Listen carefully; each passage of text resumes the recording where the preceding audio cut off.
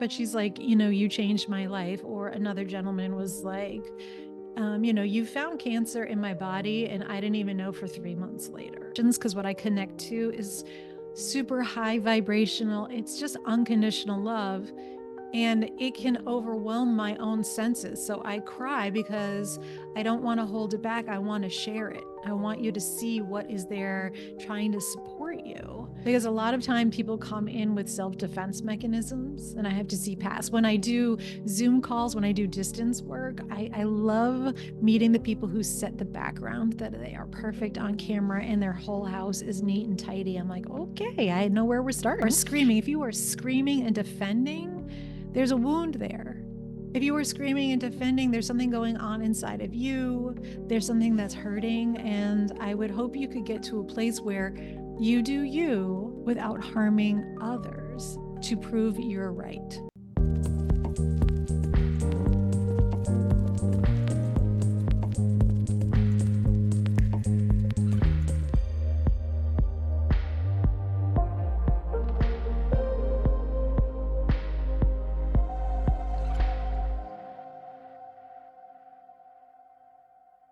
So, Holly Hughes, author, dancer, intuitive medium, all the things. All the things.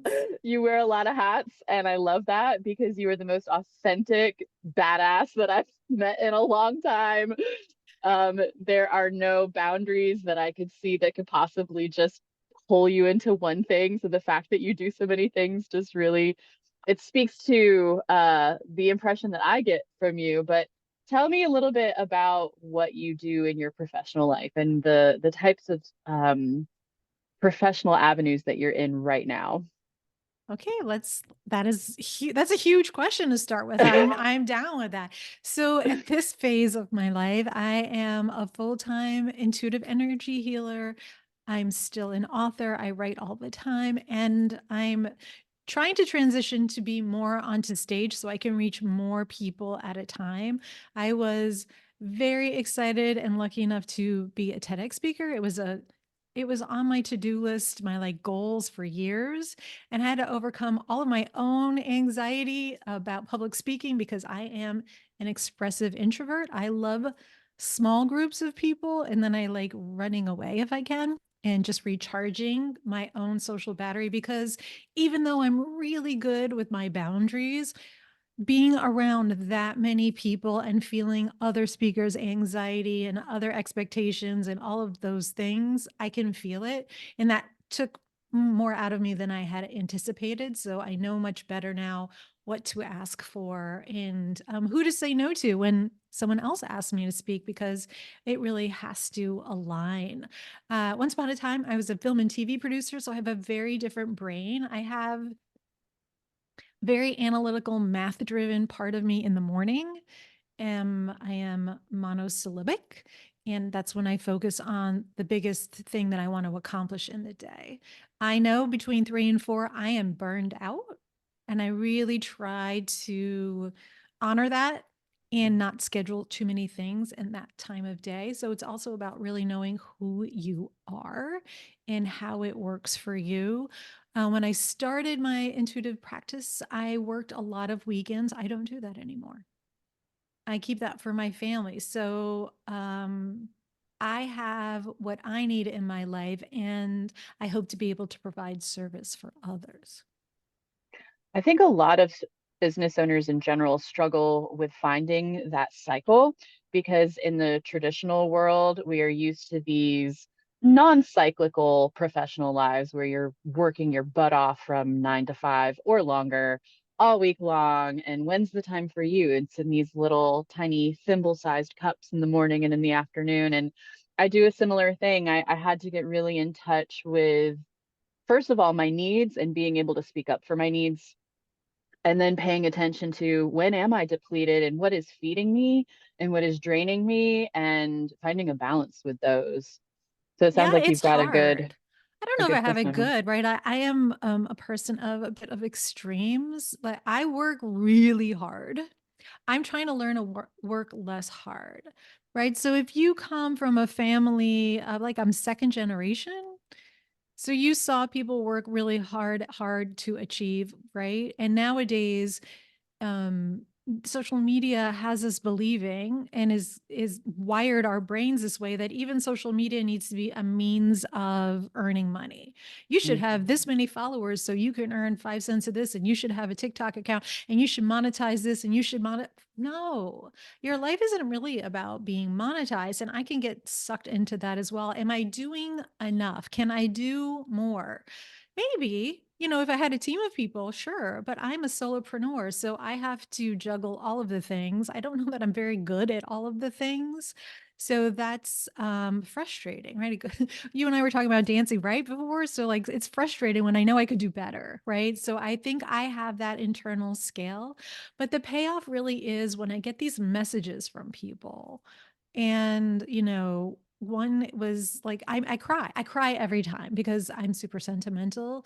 But she's like, you changed my life. Or another gentleman was like, you found cancer in my body and I didn't even know for 3 months later. But because I told him to go check something, they found it. So, like, when you're able to like help a life pivot, even though I'm not always remembered because it's not about me, it's kind of an interesting place to be. Yeah, and finding that satisfaction in pouring your heart into what's right in front of you and not comparing yourself to all of these people who may have a huge reach. They might be, in all of the social media places, but they also might have a team of people working behind them. And a lot of us that are doing this ourselves, you have to really celebrate your wins client by client and transformation by transformation, or even just personal transformation. I had this really great conversation the other day about how coaches need coaches, and sometimes we need that extra guidance, and we're still healing our own stuff. I think you started off our conversation this morning about like that dancer in you still has that dance teacher in the back of your head. No matter how much healing you've done, it's just gotten you more intimate with kind of what you need. Yeah, I mean, I'm like I like to say, we were talking, you were saying like how multidimensional. We're not one thing, right? My book is Be Real, Not Perfect.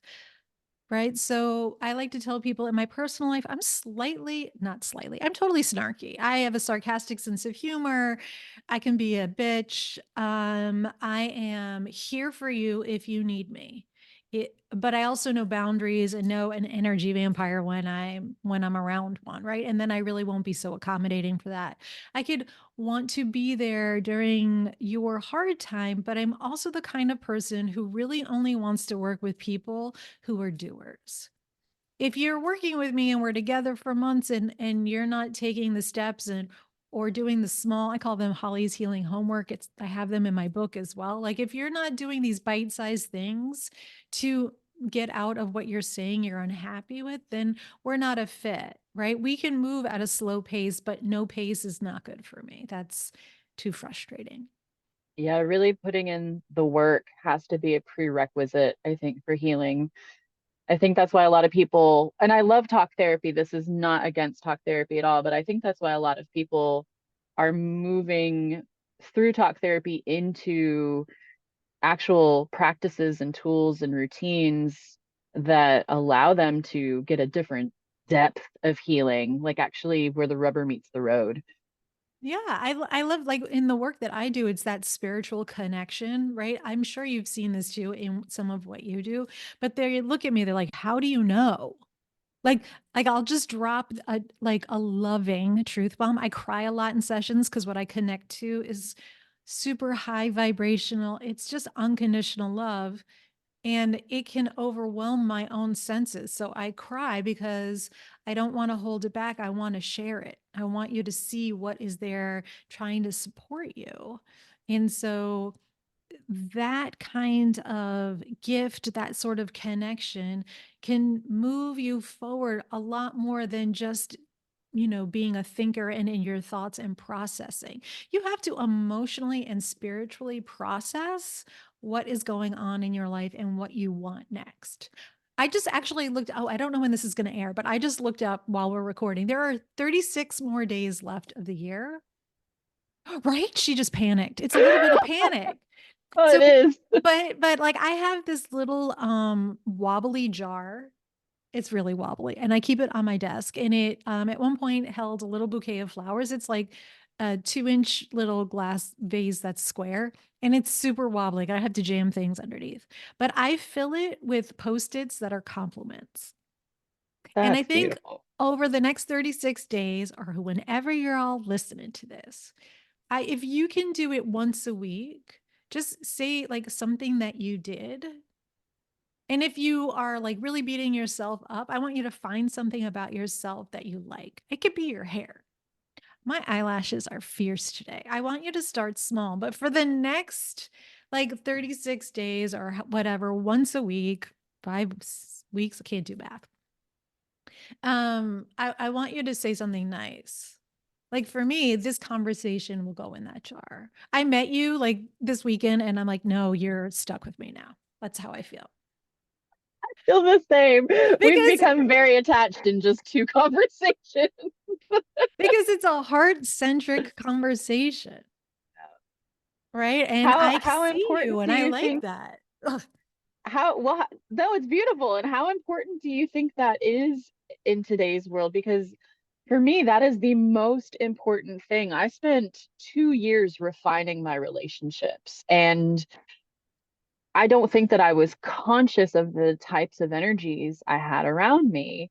And if I was not giving myself that perspective of the things that I accomplished and being positive and focusing on the wins, and my circle around me also wasn't supporting me, I mean, my whole attitude and perspective was in a very low place. So, like, how important is it for you to be really mindful of not only celebrating your own wins, but like the circle you have around you, your support system? This is a fascinating thing. I had a woman who's pretty well known, but I don't think she likes me anymore, so I'm not going to say her name.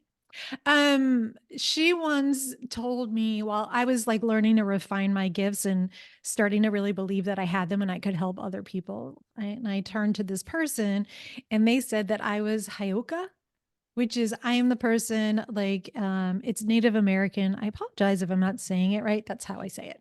Um, so if the tribe was dancing clockwise around the circle, right, praying, I was the individual in life who goes the opposite, which really kind of defines me. But then I did what I do, which is I went down the rabbit hole of learn all things about this. And it's sad and lonely, right? Because I will have really intimate, beautiful relationships, but they don't last, right?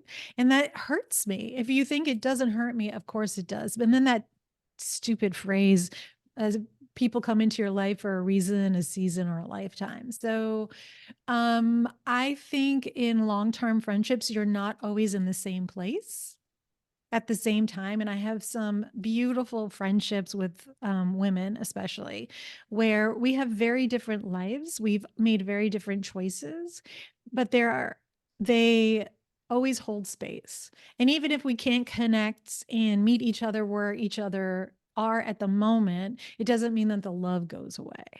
Right. I have one friend, we met when we were 21. I am not 21 anymore. And Me neither. we've been exchanging the same birthday card back and forth for like 5 years now. Every year we remail it and now I've added Post-its to the inside. And she's the one who started it. And she's freaking hysterical and she's super dry, has led a much more traditional life. Got married very young, had 3 kids, has worked in the same place for fuck all forever. I can curse with you. I like that. Yes, yes, So totally like okay. so that's one friend. I have another friend who I met on a yoga retreat to Brazil 5 years ago. And when I met her, she was a bartender and now she leads sound healings. And she's the only really person that like her sound healing is next level. She's created gongs. Like that's how like into it, right? Married, no kids.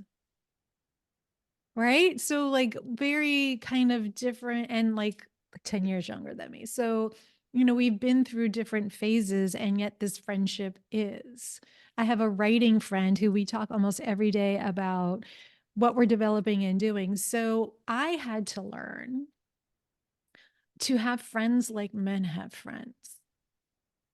And what I mean by that is many women can't meet me in all my juxtapositions of, spirituality, of my worldviews, of how I choose to parent and be in a marriage, of how I relentlessly pursue my dreams, of how if something's not working, I'm going to change, my love of dance, my love of K-pop, my love of soul, like all of my little curiosities that I have about life, my African dance friends, like they all can't mix. I've had some parties and it's been a horrible clash. I'm like, well, that didn't work at all. But it's okay to have friends that meet you in one lane and really This, enjoy that and not expect them to be able to meet all your own needs.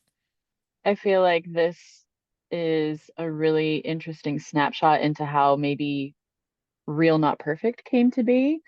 Because if Holly's in retrograde, you've had to really define who you are in relationship to everything else and not be in a box. Yeah. And no categorization for Holly. And to be able to kind of go from place to place, dimension to dimension, it requires a lot of confidence and strength and kind of being And real, yeah, it's being hard. It you. can be super lonely. I don't want anyone to think that it's so easy. And my whole attitude about a box is if you give me a box, I'm going to smash it and dance on top of it. And I totally will. I totally will. Because that's who I am. I think And then that make a mosaic out of all the box that pieces. would be fun. Create like I was thinking about doing like a day retreat. Maybe I'll like everyone people leave comments if you leave this into the podcast.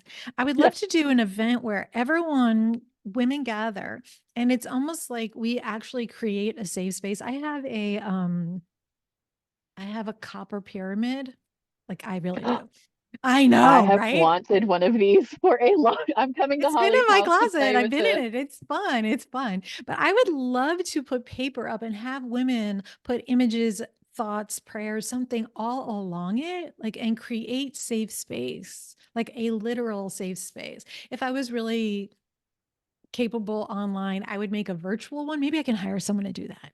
And then everyone can, and then you would have your own. I just love the idea of that. Me, when I'm not me, I am so depressed. Like there are times that I look at those groups of people who move in a small herd and I am envious. Let's be real. Like, it's my whole thing. I am like, wouldn't it be nice? And then I think, no, thank you.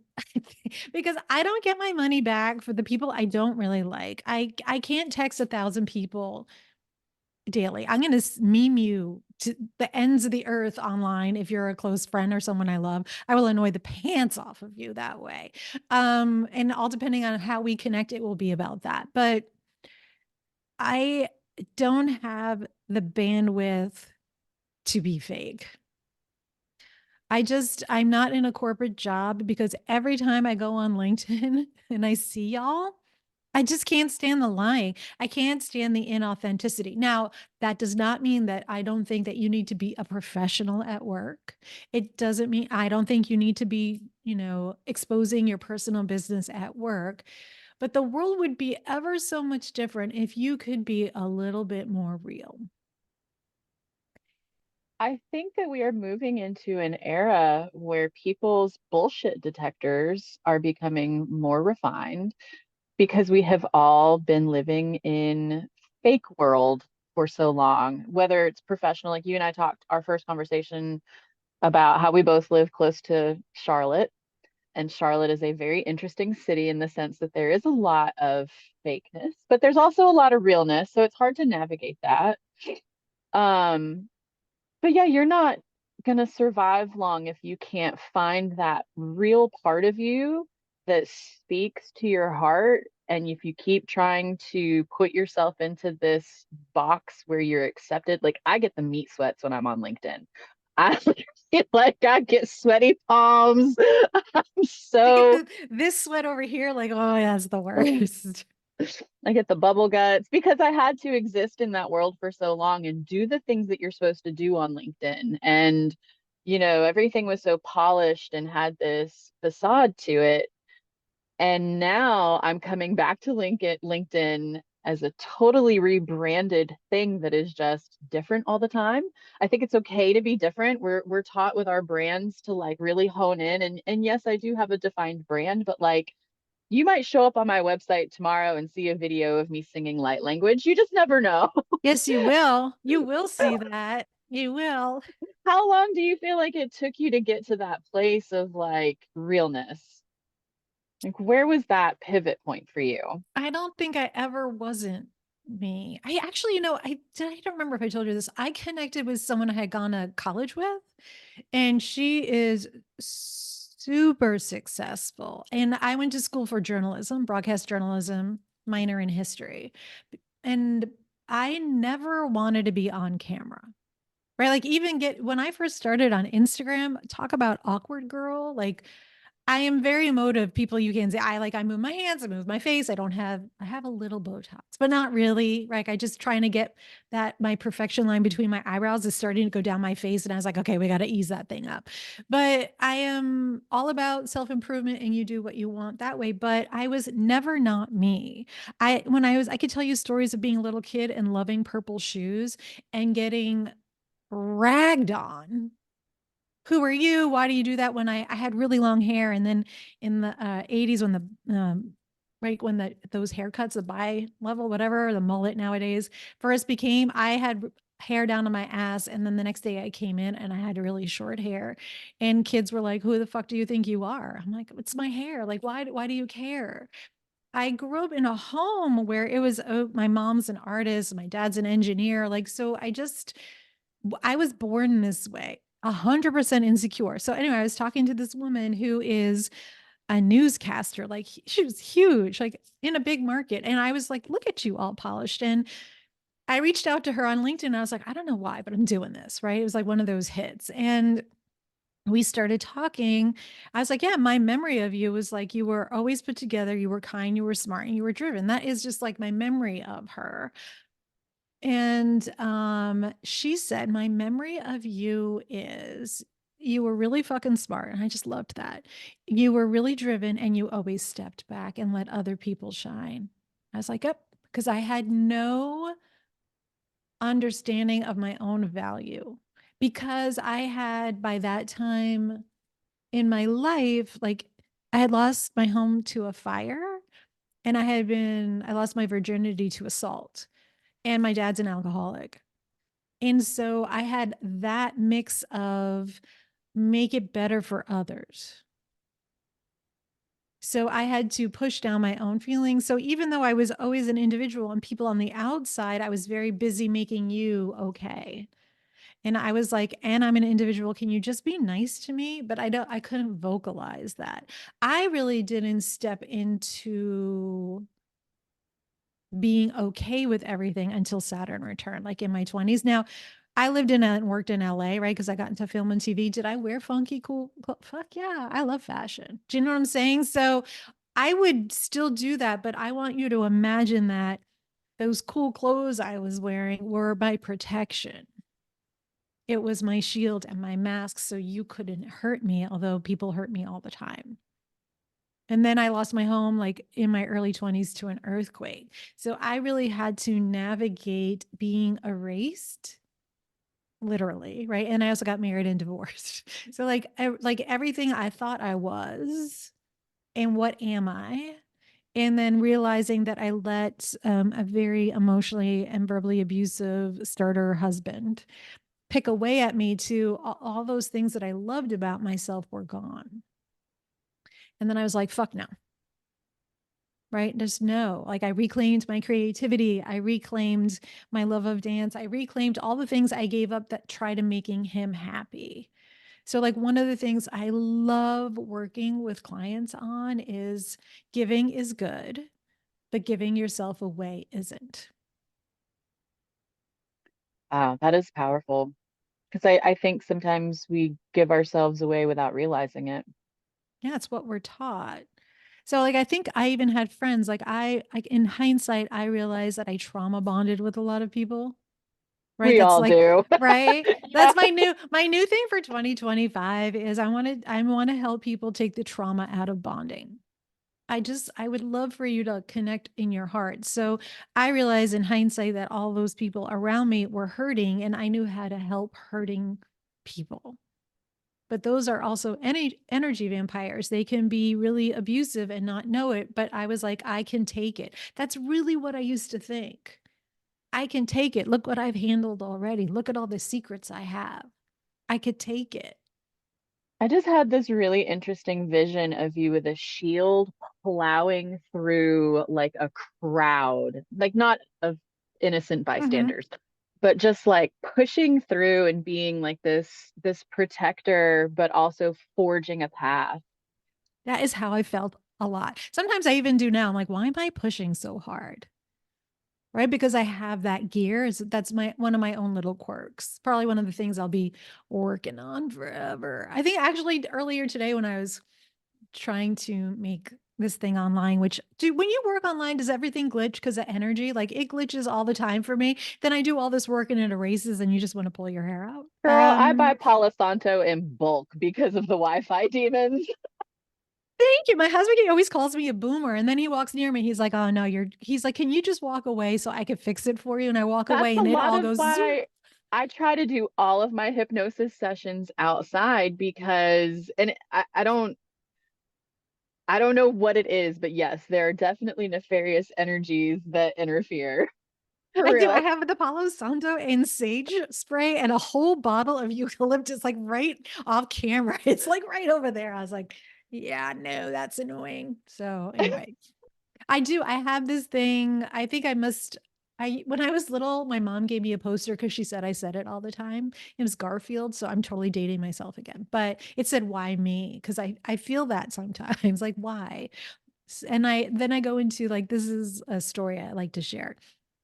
I believe before I was born this time, I was hanging out with God and we were drinking like an apple martini and smoking a cigarette. And I was like, so God, this is what I want. Right. This is what I want to do in this life. Ready? I want to clear out karma with this motherfucker, this one, this one, this one. I want to help heal this one and this one. I want to experience loss. Like, I want to be devastated by loss. I want to feel the love of people that I can't possibly connect with. Yeah. So I want some miscarriages. I want failed relationships. I want difficulty. Yeah. Like what else can I like throw in there? I don't know. Like, oh yeah, I'm at 55 right now. And I'm like, the list of things I've done or gone through is ridiculous. It's stupid. And I'm like, oh, I'm only halfway, man. I can't imagine what's coming next. And you can be, I think there's this misconception that you heal your stuff fully. That's misconception number one, and that it just goes away. And secondly, that once you are healed, you are able to have this perfect life where there's no challenge. And that, like, that's you're talking about your goals for your mission for 2025. I think my mission for 2025 is like getting this message across that if you are never done healing, never done growing, never done having to integrate and alchemize all of the stuff that you experience, you just get better at doing it.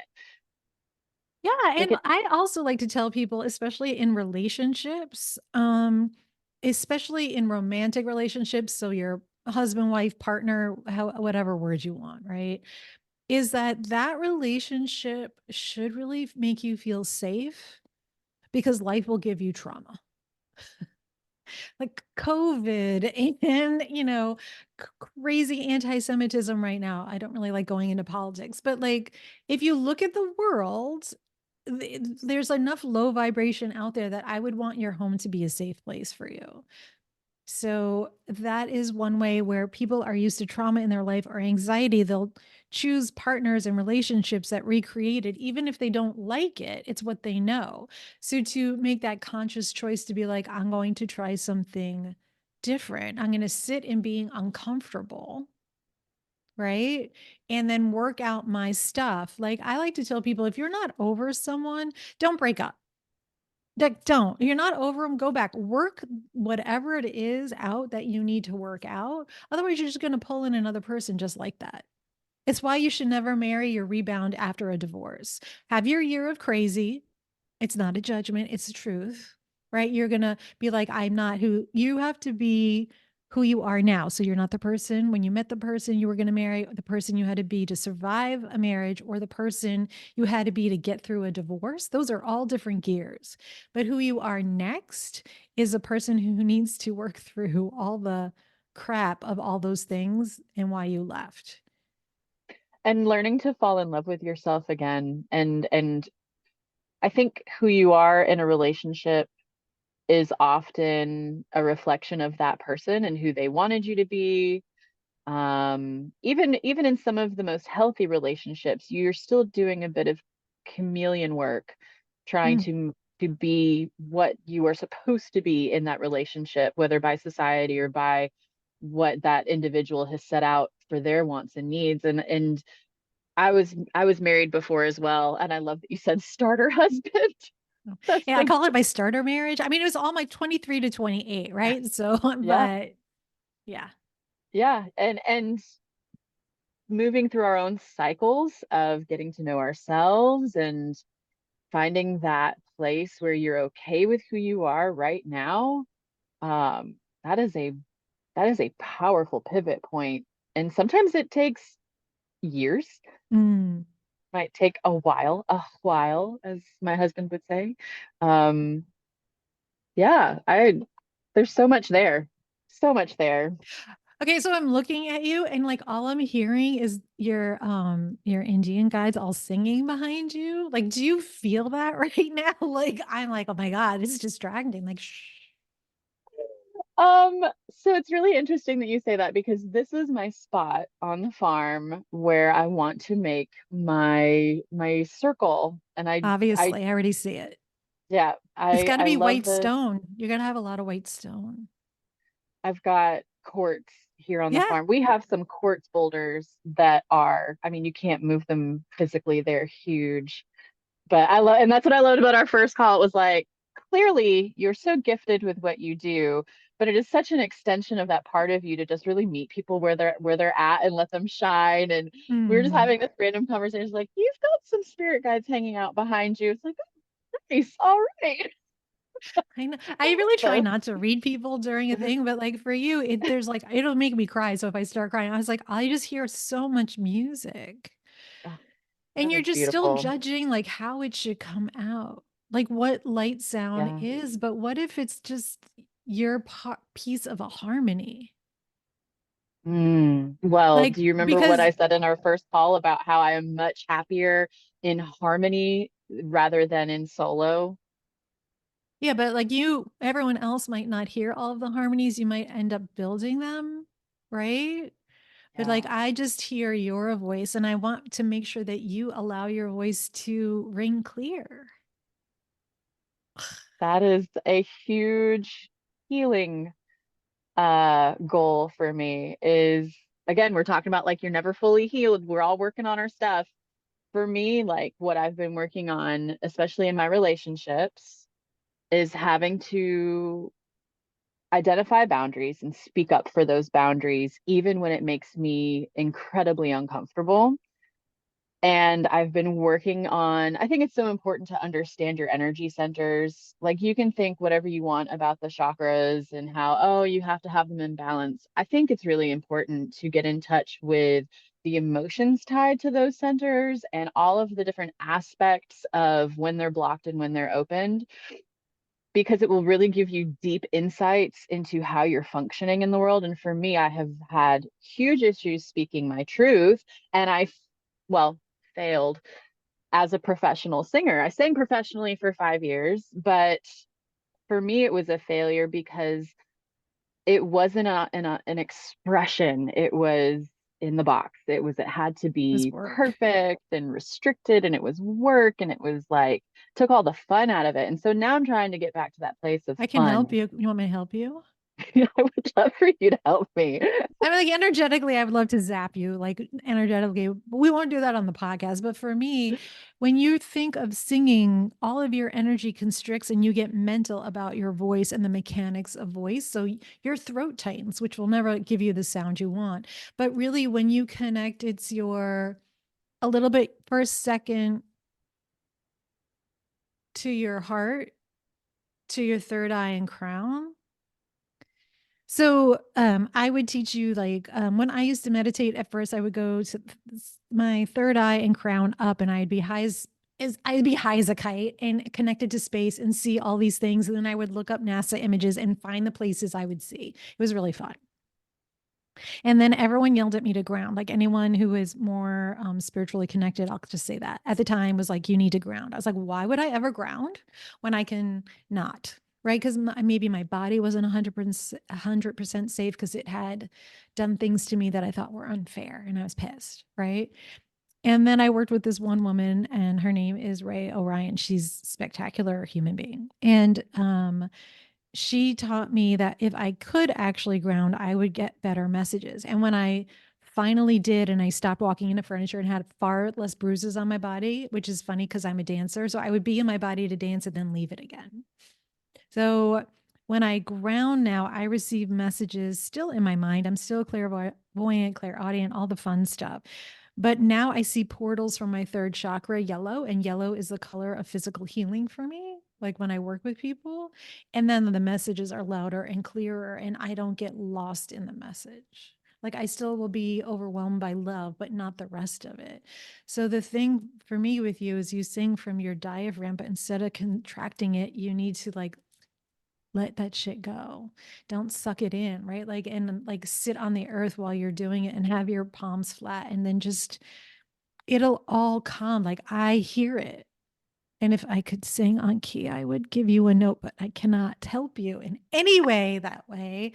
But like, there is just so much to it. It's like every time you talk about your professionalism in your singing, my throat hurts. Yeah, same. And I do. I remember my vocal coach saying, like, when you start singing, you go completely disconnect from your eyes. And it's because I was Yeah. thinking. And I have body disassociation that I feel like is trapped in kind of the sacral area, possibly from sexual abuse, possibly from other things. I actually did a past life regression session on myself 3 nights ago, and I was a male Civil War soldier dying on the battlefield from a massive abdominal wound. And as soon as that vision popped into my head, I was like, ah, there is trauma here. So when I went into the space between lives, it was very much about honoring that wound and loving kind of that incarnation, and healing energetically and releasing anything that was trapped Mm-hmm. there. So what you're saying is just really spot on. Do Yeah, she you put a connect weight with, in you. Like I just want to pull the weight out. There's so many things. I'm like, oh my God, I want you to lay down on the ground and just hum. I want you to like tune into the actual like that vibration. Maybe like I have tuning forks. I'm like, I'm hearing Venus, I'm hearing it. I have singing bowls too. I'm hearing A and D, so it makes a harmony, right? So then you find your place in the harmony. I think you used to go super high, but I want you to go lower. that is so interesting I want you to because, get in your chest voice, right? Like it's all in the heart, right? It yeah, needs to be like I can't. Like if you and I were alone and I would make a sound so like no one else could hear, but I'm not going to do that for posterity. But like it's that, and at first it's going to be about breaking down the walls inside you still of those squares of those fucking boxes that we brought up in the beginning that you are still carrying because it's right. Right? Like this is the right way. And then I'll just like I'm moving my hand under the screen just so you know, like maybe just give me permission. I just want to like have the guide I'm hearing you like talk to you. And they are funny and super high, and they're a really fast moving vibration. Like bring out those like interdimensional earthly connections because that will make you soar again. You're trying to connect high and come down, but I want you to connect around and go up. yeah, like a tree, like roots. Yeah, but that's too literal. You'll get literal. I Mhm. want you to think more elemental. I want you to think earth elemental. And then I don't know what that looks like for you. I'm kind of curious. I want you to let your imagination play. That's where you stopped, right? Yeah. Like you have to be imaginative on how it comes out. Like this podcast is a great way. Like, look at you. You're like, I'm doing it. And Oh, yeah. just, I sat on my hands for 2 years and told myself that I couldn't do this podcast because of all of these reasons. And when I finally was like, no, I'm doing this, all of a sudden I had people like, hey, I've been thinking about doing some podcast type stuff. And I was like, thanks.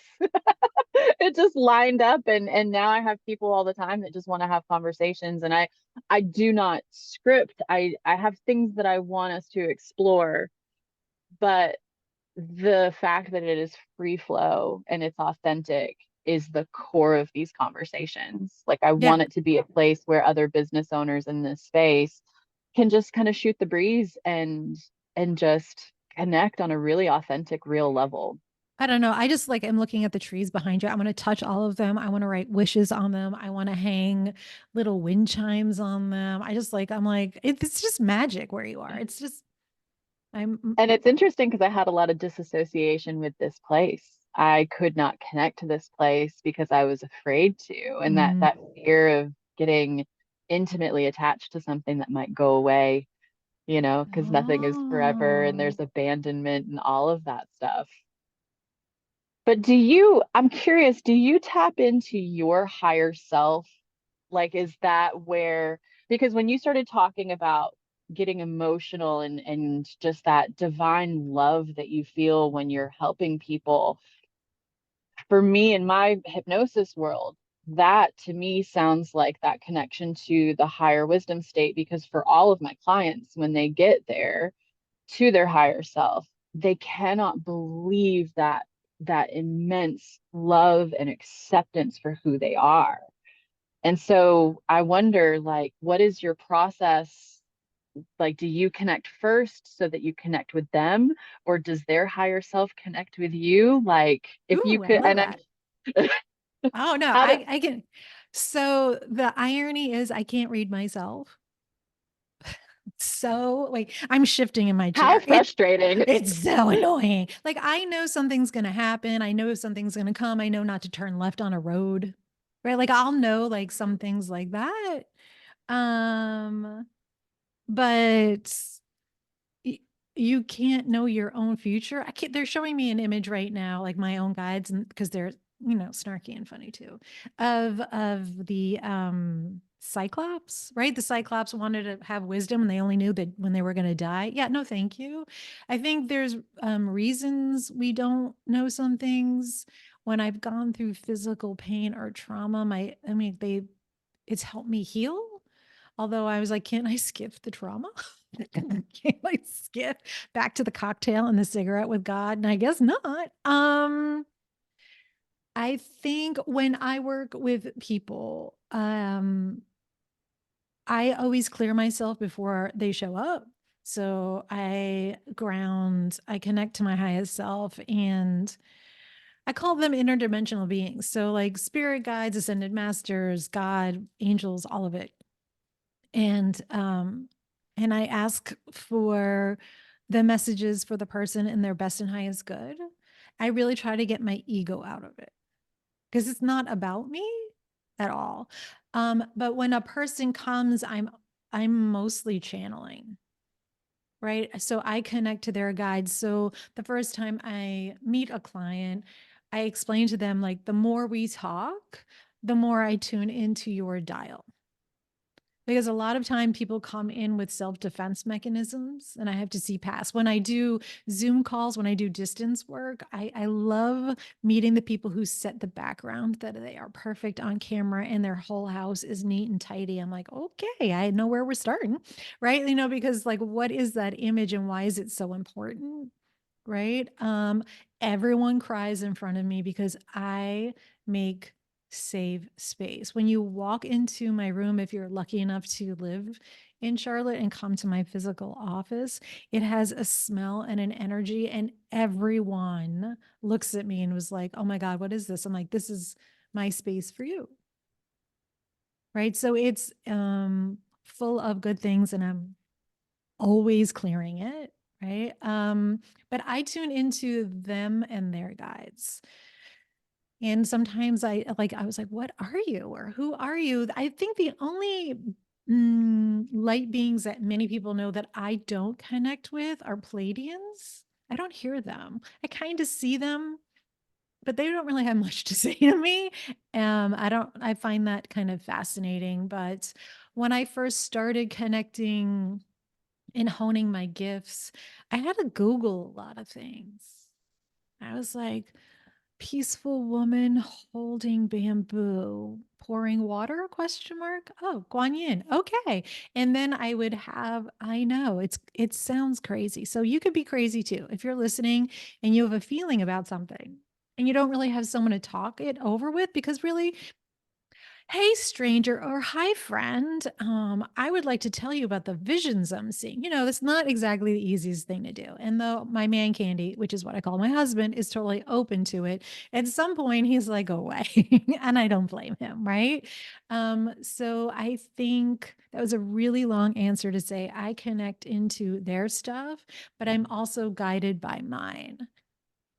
And then Yeah. together we decide how much truth someone can handle and how fast it can be. Because when you meet people who are big time thinkers, I love the executives I work with, and they want a mental and emotional problem.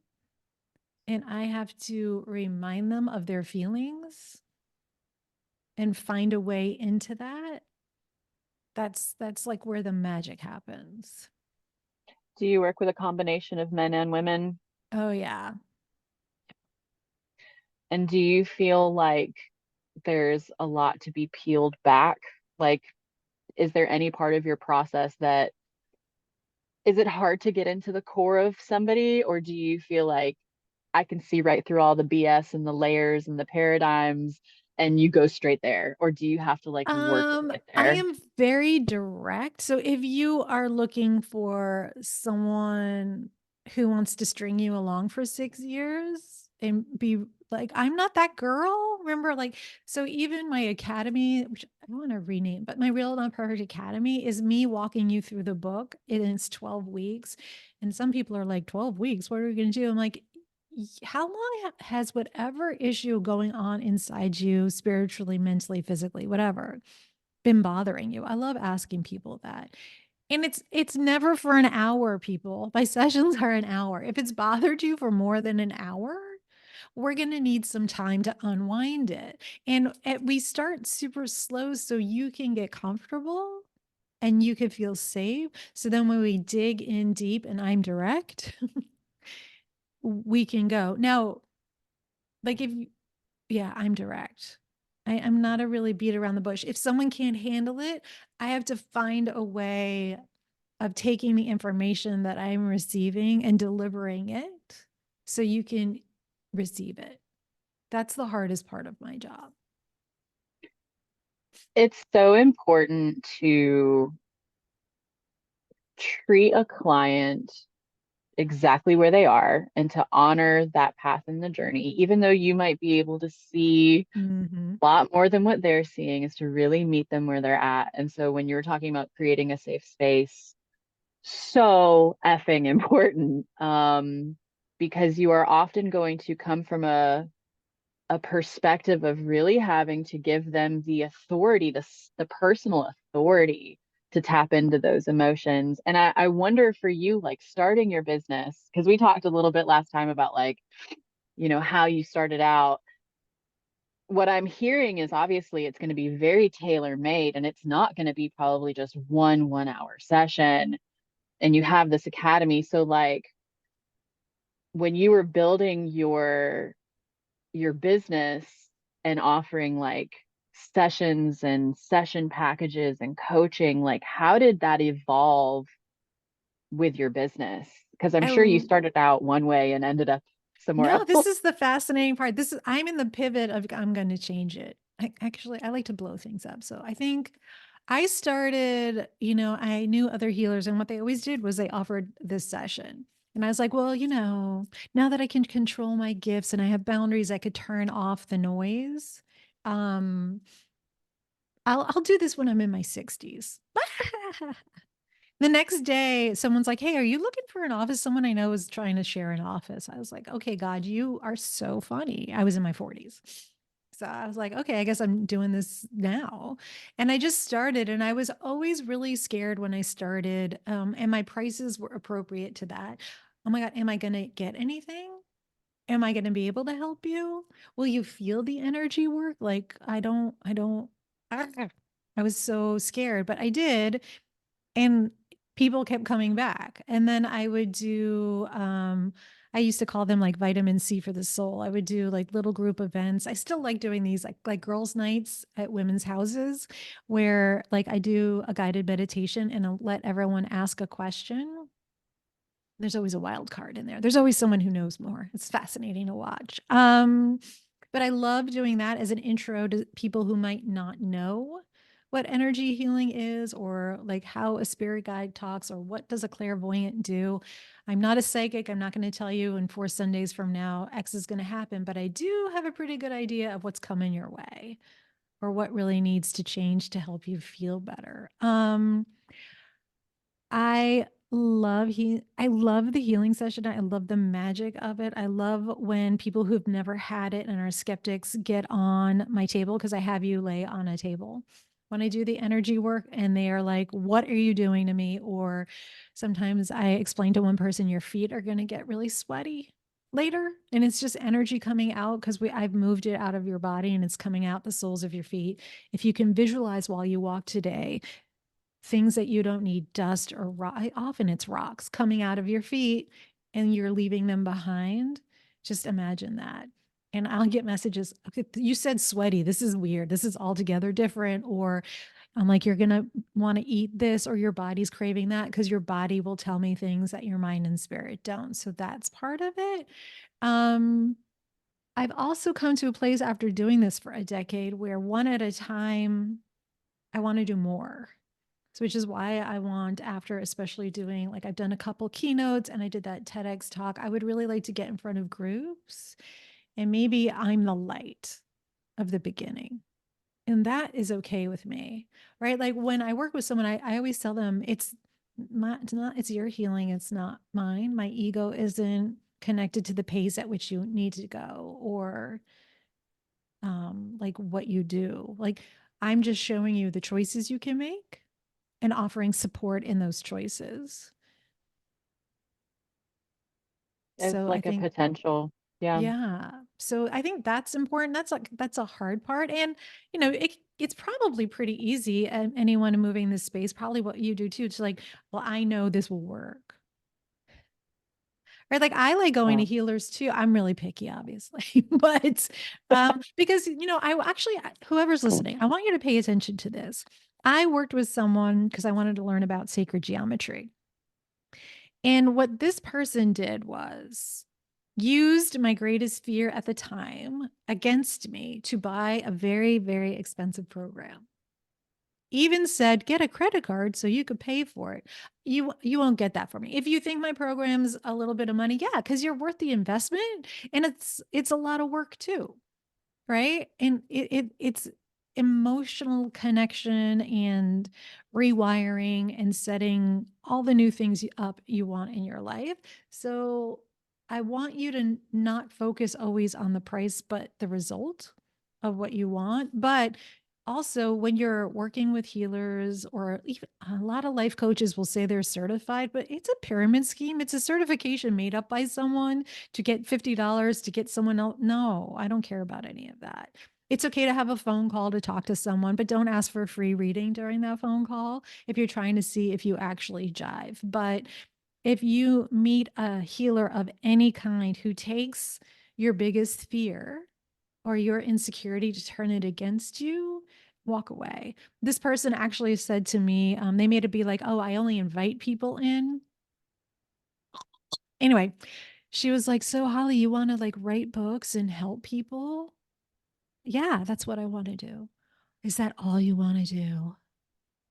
Yeah, bitch. Actually, it is. That's exactly what I want to do. I want time for my family. I want time for myself. I want time for travel. I want time for the unknown. But thank you for taking what my dream is and belittling it. We didn't really ever speak after that, but like I want people who are making choices to know you have the power. This is a really interesting topic because almost everyone I have interviewed has touched on the fake spiritual community. And if I could, and I'm curious to hear your thoughts on this, if you could help people with their discernment in identifying one key characteristic of the fake community, and I think you've already touched on it, what would that be? I have two things that they actually use what you're reaching out for against you, right? Or they're super sexualized. Interesting.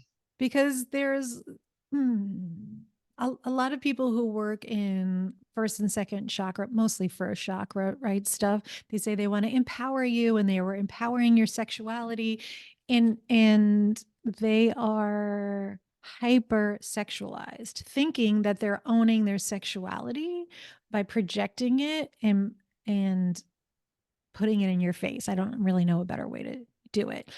And you can love your body and not do that. And you can represent wholeness and not be an impossible goal to reach. Does that make sense? I don't really want to put people down, but like I have even worked with people, and I have tattoos. Is not it's not against tattoos, but if you have a tattoo on your throat, you got healing to do. You got tattoos on your face, you got into. If you are covered in tattoos, I know you're trying to protect yourself from whatever past trauma you have.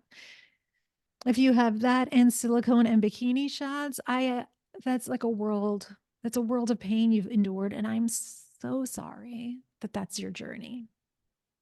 I I worked really with, am. yeah, no, I think that you've touched on some really key indicators. We talked about this on our call. I worked with a medium who was very balanced in her upper energy centers, but her lower energy centers, there were some that were overblown. And this is again why I think it's Mm, important to understand your energy centers. It's not necessarily that they're open or closed. They can actually be so out of balance that they are blown the F open and they're yeah. overactive. It's more that they are little processing centers, little power plants, and you can work with some healers that have clairvoyance. They are intuitive.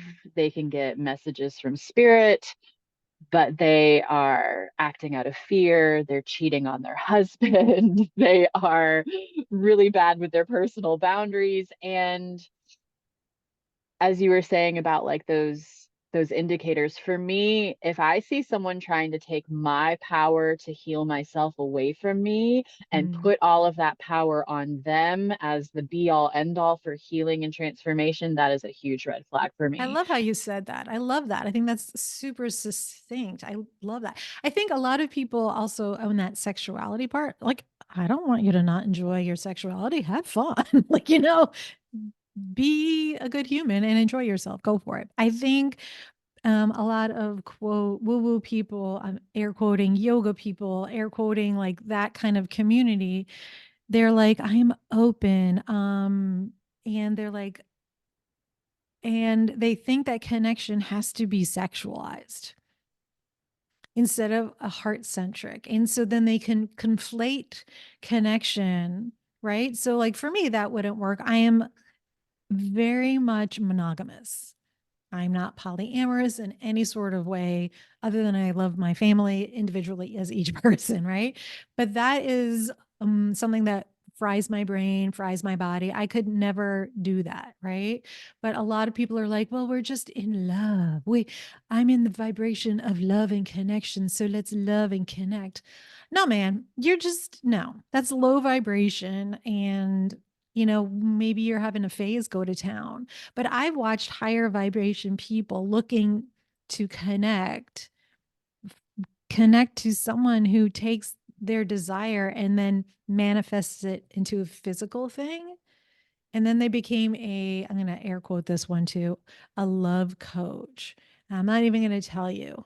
I was like, I can't really talk with you anymore. Like, you're on that path. I hope you come back out. But to me, even when I talk about it, I feel the dark energy, I feel the low vibration, and it makes me sad for them, but I guess that's part of their experience. Well, a lot of time when we are trying to work through a wound, we go too far in the other direction. Hmm. It's like you're trying to deal with this sexual trauma or a sexual repression, like you grew up in a home where sexuality was incredibly repressed, and you blow it so far the other way that it actually becomes an imbalance in the other direction, as opposed Yeah. to finding like a really integrative balance to your expression.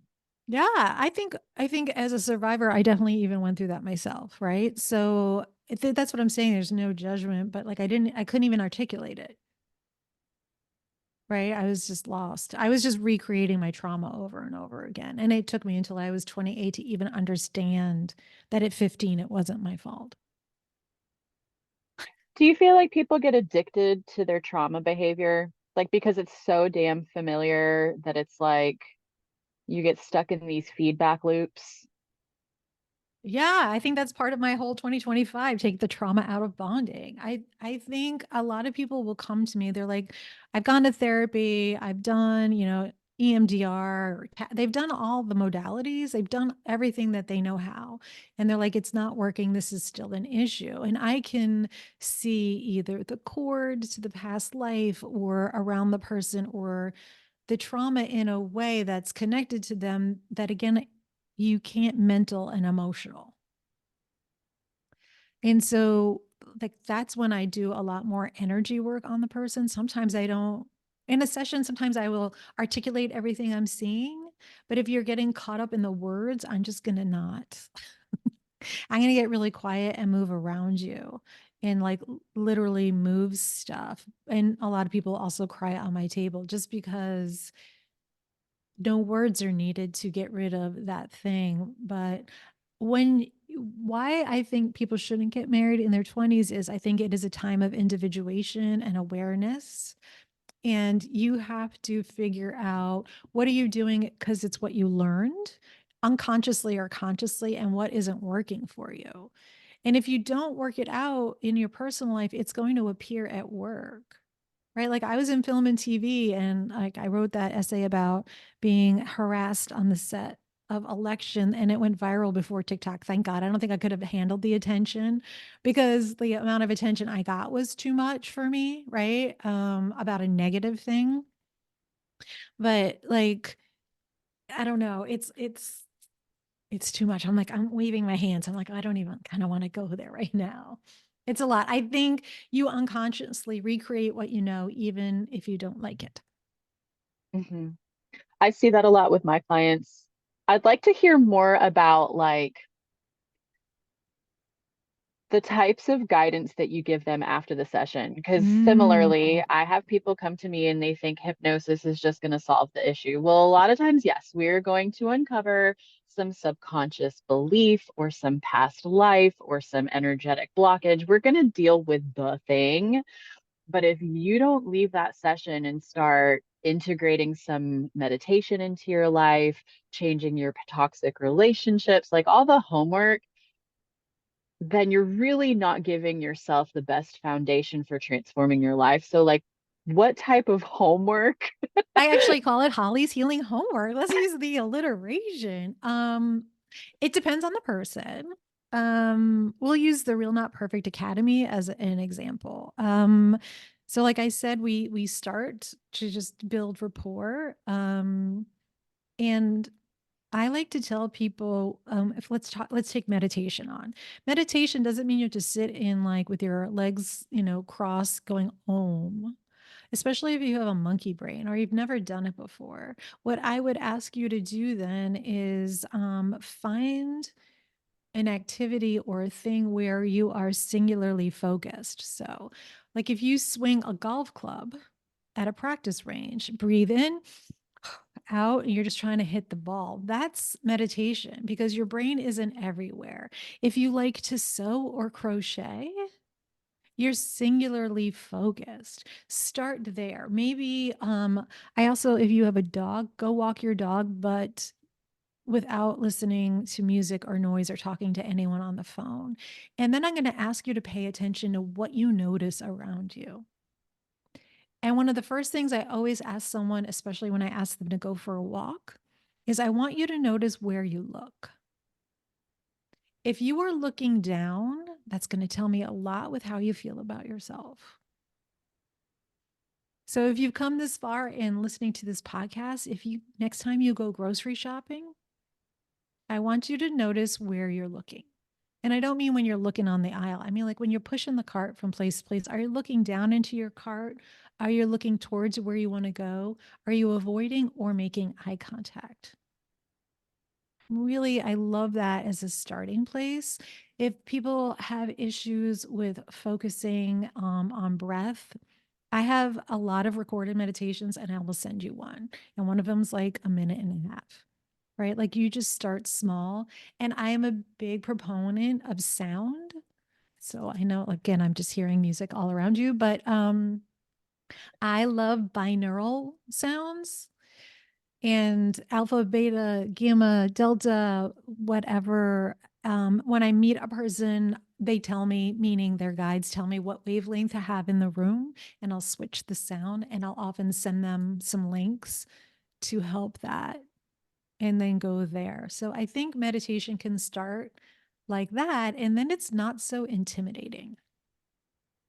I agree. I think you tapped into something with my business is people are afraid of hypnosis, but you're in hypnosis all the damn time. Have you ever read a book and like zoned in so hard that you didn't notice that somebody was like standing in the room? Like we have this misconception that it's difficult to tap into your inner world, but you do it in small doses all throughout your day without really realizing it. It's just getting to a comfort level with that. Like that inner exploration, if you've had trauma, if you've got emotional baggage, hint hint, we all freaking do.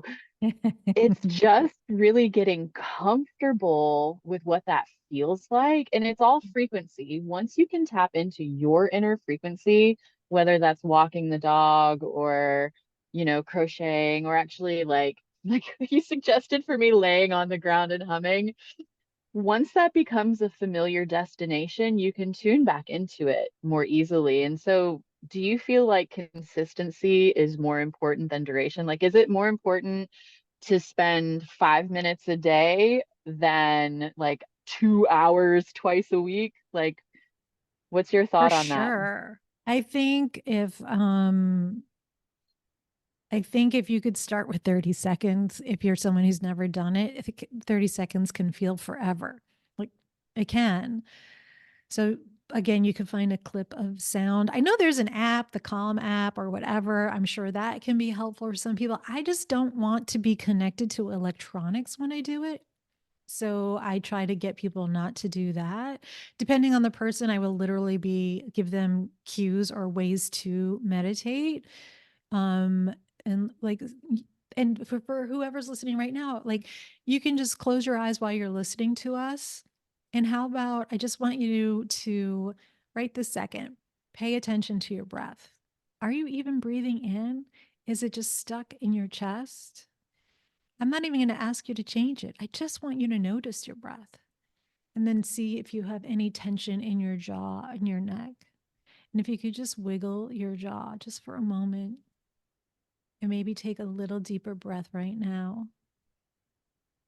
Boom, you just meditated. Yeah, that is And beautiful. and you can do that at work. Like you could just take that moment. You're just taking a moment of mindfulness without the gimmick.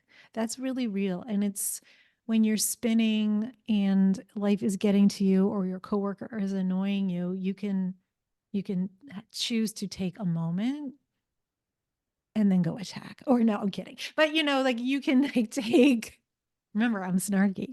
You can just do that. And if you start to do that, you'll miss it when you don't. So I think 30 seconds, 5 minutes every other day, twice a week is a great way to start because I want you to win. I want you to accomplish it. I don't want you to punish yourself for not being able to do it. And on the flip side, if you tell me you don't have time, I just did the research and I think the average person now spends 5 hours a day scrolling. Oh my goodness. And I also I wait, I used also to did the math of like 12 weeks of a life when people are like 12 weeks. Oh my goodness. Well, it's enough time to figure something out, learn, heal, and make a new habit. But besides that, I think it's 0.4% of an 80 something 5-year old lifetime. I think you have that in you to give to yourself. Just saying. And if you don't think you're addicted to your phone, try doing a social media fast for 30 days. Mm. I mean, some of us can't because we have to run our businesses in that space, but wow, that's an eye opener is detaching from something that you don't realize is controlling you and influencing. I had a night just a few nights ago where I went down the P. Diddy rabbit hole, which we will not talk about on this podcast. We're not going to go there. But I had a message on TikTok, someone reaching out to me for business. And I was like, I'm just going to scroll around on the For You page. And I went down this rabbit hole and it shifted my whole mood. I felt very worried about my children. I started feeling very unsafe. And I don't think that people realize, well, they do more now. The world is changing when it comes to talking about energy. Like 10 years ago, you never heard people talk about the vibe and, higher frequency. Like that just wasn't part of the vernacular. But nowadays, we talk about it more, but I still don't think that people realize that like when you interact with somebody, that energy is sticky. And so you may be watching a video about someone talking about something that happened third or fourth or fifth hand, but all of that collective energy is like you're picking up on that and all of the baggage associated with it. And you have to be really protective of your own energy, or else you'll be carrying that crap around with you. Yeah, it's a low vibration. If you all, I see low vibration very reptilian.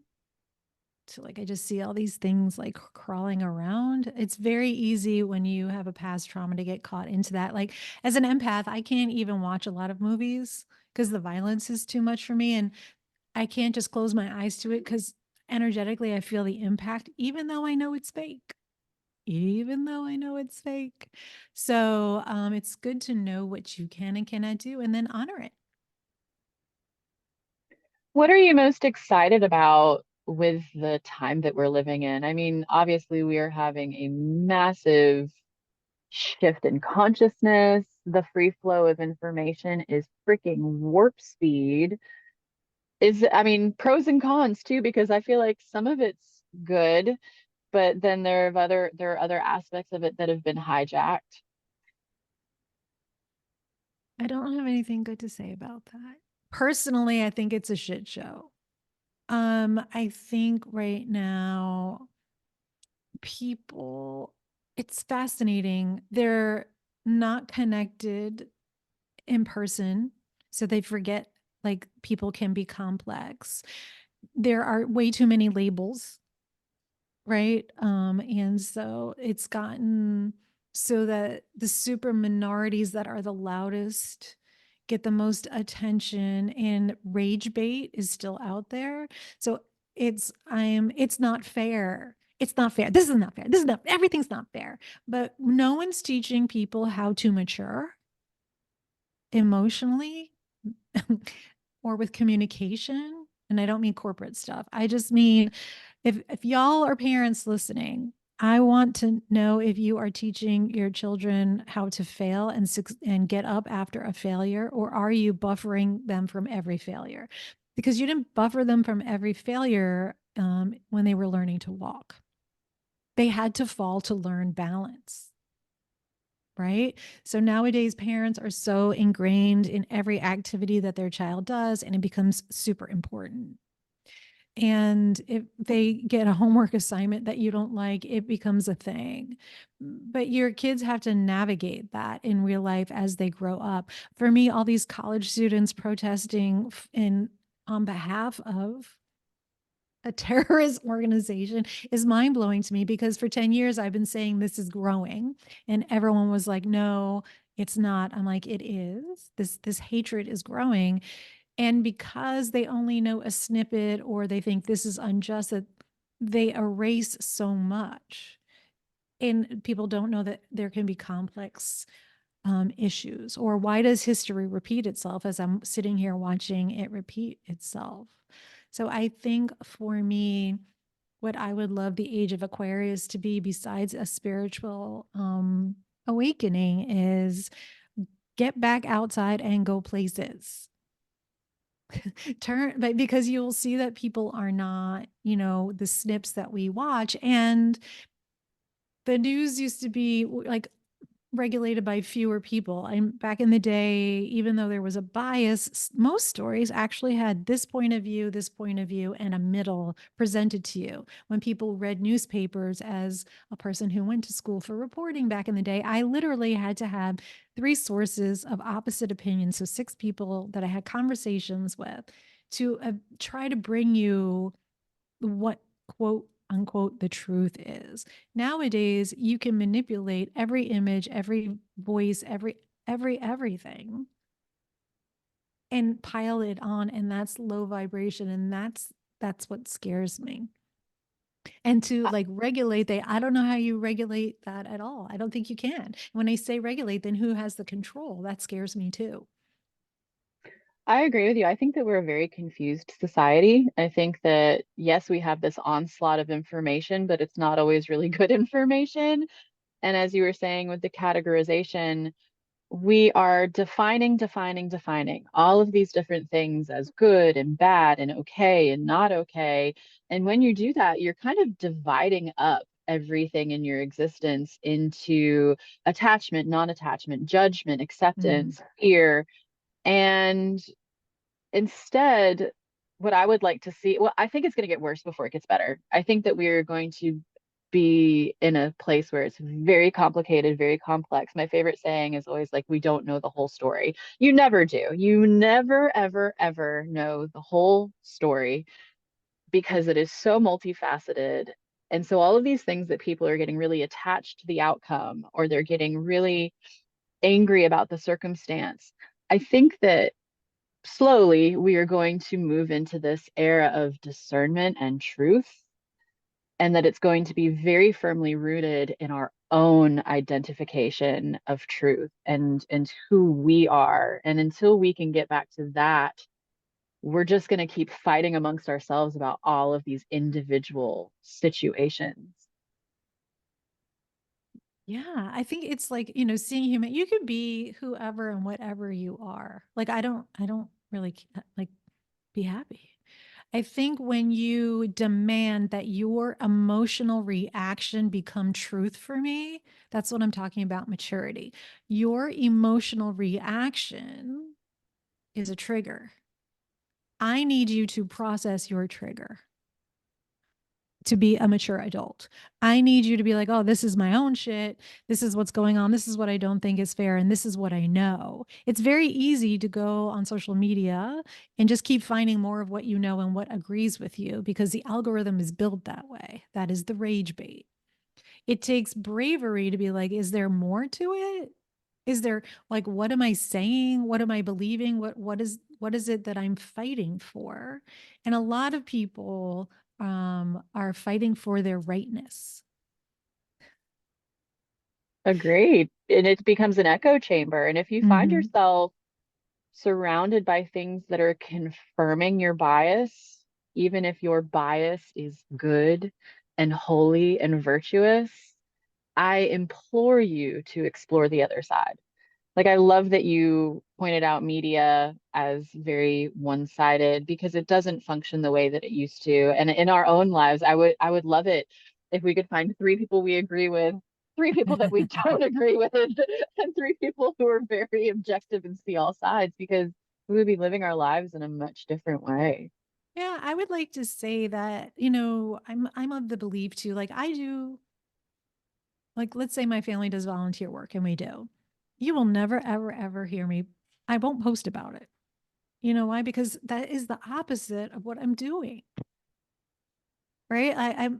I don't need to show you what I'm doing. That is not the value. If I want to help, if I can go do things to make the world a little better, unless it's an event I'm doing, which I'm totally going to tell you about. But like, if I'm going to do that, then I'm going to do that.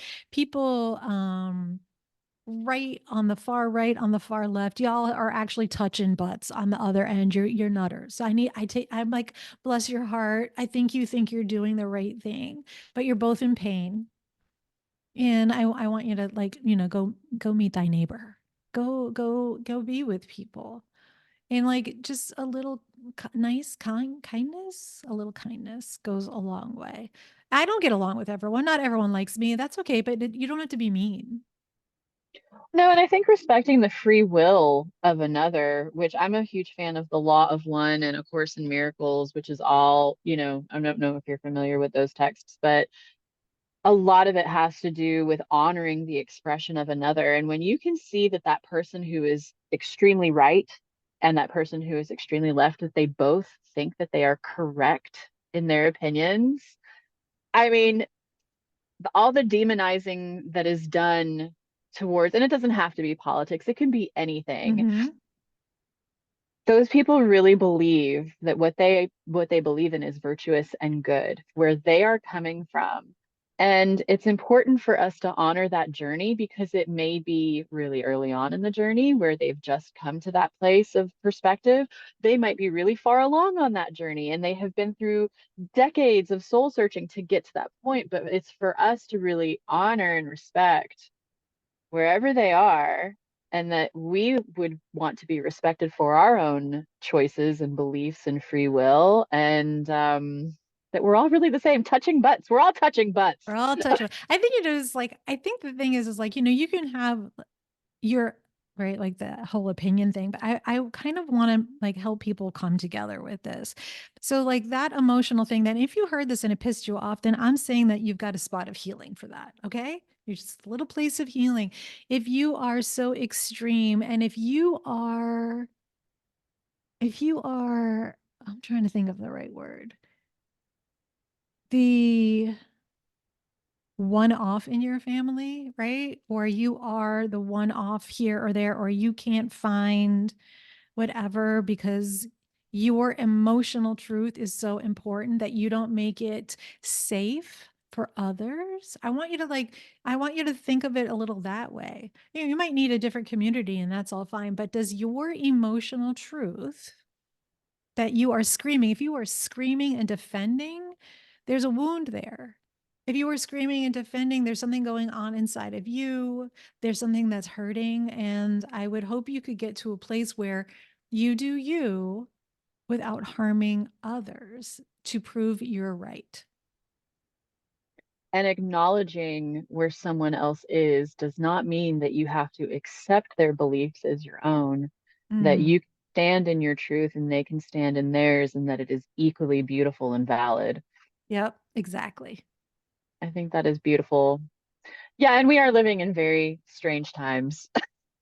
I think that the choice that we made to incarnate in this particular lifetime is not fully Were you at the it's bar with me with God? We were all up there like, hey, what's up? I want to suffer and learn Wait, all of the lessons. well, wait, what's that meme? Everybody in the club, with family in the club. I don't know, whatever that one is. I'm like, that's where we're at right now. Yeah. My husband is a traditional Christian, God bless him, and God bless all Christians. I think that it is a beautiful thing, and I have no judgment towards any faith belief. But one of my husband's favorite things to say is when he prayed to God for forgiveness, God gave him the most unruly 4-year-old to forgive. And I really think that it's important to understand that the things that we set out to learn are not just handed to us, and that one of Mm, the only ways that you can really learn really complex things, ideas, concepts, is by understanding the whole polarity of it.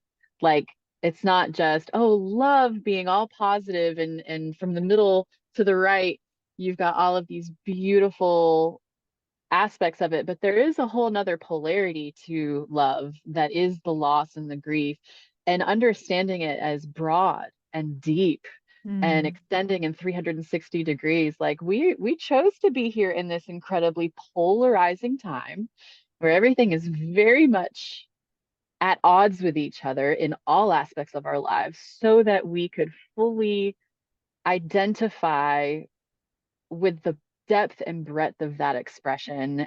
And I think that we will swing back the other way. I really do. I think it's going to take a while, but I've noticed that there seems to be like this pendulum swing where things get really pulled one way and it builds catalytic energy to go the other way. And so with all this division, my hope is that that division and bullshit and how we're all like noticing the lies and the corruption and the nonsense. There's a giant hawk flying over my head.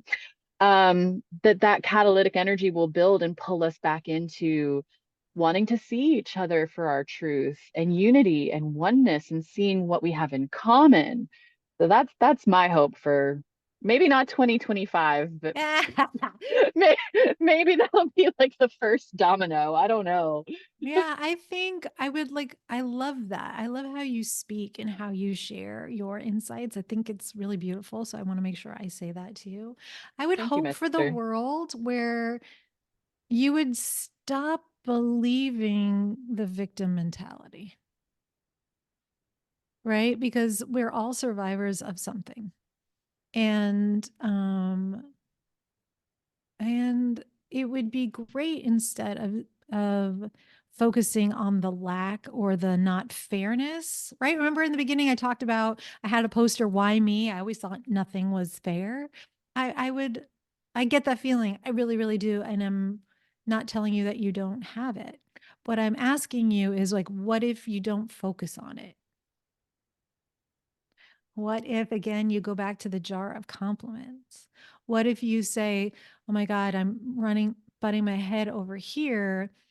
Maybe what I want to do is right, but where I thought I was going to do it is a different place. So there's pivots where you're not the victim of something, but maybe I like to see the world as it's a sign. It's a Well, and sign. I think the world of science is blending with spirituality in this aspect, which God, I've been waiting for decades, where we understand the observer effect, that just the act of us putting our attention on something is creating a change in reality. And so if you focus on victimhood and the world is against me, you're going to see more of that. Mm-hmm. And if you can shift I actually just started a joy journal um, about a month ago, and I did it because I kept getting that intuitive nudge to do it. And I was like, oh, this is just cheesy. I don't have time for this. I'm already thankful. I'm a very positive person. I talked myself out of it in 100 ways. Don't need this. This is silly. And I sit down every morning and just write what I'm grateful for. And at the end of the night, I flip over the page and I fill the page with the stuff that I accomplished. I cannot tell you how it has shifted my mindset. This morning, my 1-year-old broke a plate and I Oh. laughed my head off. I was so glad that she didn't cut anything. But like the first thought that popped into my mind was like, I freaking hated those plates. I think it's time for some new plates, you know? And it does, it shifts the way that you are receiving life. And it also, I think, helps you realize that you are an active participant. You are co-creating. And on a cosmic level, you chose this, which is really hard for a lot of people to understand. And I don't think we need to go there, but at some deeper level, you have chosen to experience these things because a higher part of you, a more expanded part of you, knows that you can never really be harmed. Like this three-dimensional reality is going to be very challenging and harmful. And I'm not saying that those things are not real, but the truth of who you are as a soul and as a multidimensional energy, that part of you is always safe. It's always understanding. It's always all loving. It's never going to reject you for any mistakes that you make on this earth. I mean, It's a cool it's dichotomy, very, really. yeah. And finding that balance between like, yes, this is what I was thinking of when you were talking about like the energy centers and like really trying to focus on, okay, I want to open my third eye. I want to open my third eye. That's great. And it's great to connect with source and to cultivate these higher states of awareness. But you also chose to incarnate here and to have a three-dimensional experience. So it's both. It's yes and. And yes, pull that wisdom down, but also get really gritty and elbow deep in this human experience because that is like exactly why you keep choosing to come here. That's what I tell people all the time. I was like, they're like, oh, do you stay connected? All no, because like I got to fold the laundry and go food shopping and take the pet to the vet. Like, you're here to be human. I want to start doing a TikTok live where we listen to music and fold our laundry. I've been thinking about this for months. Wait, We're did I gonna do tell it. you about the tavern music? Was it you? Oh my No. God. Okay. I saw this, I don't know how long ago, but I did it for a little while and I stopped. But now that you said that, we're doing this. We're doing So there is a sound, I think I found it on Spotify, and it's medieval tavern music. If you play that while you're like vacuuming it, it's so funny. It just changes the vibe. It is hysterical. It's hysterical. we're gonna have laundry with tavern music.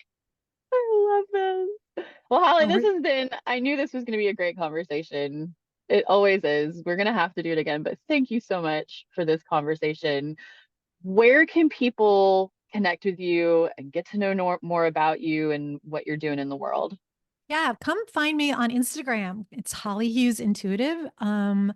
Tell me that you heard us here on this podcast. I would love that. And all my information, there's a link, of course, there, or you can just go to my website. It's also Holly Hughes Intuitive. Beautiful. This is awesome. Well, thank you, Holly. Thank you. We're gonna have to do it again. It's gonna Yeah, have to happen with all the spirit guides and the music and the hops and I'm there.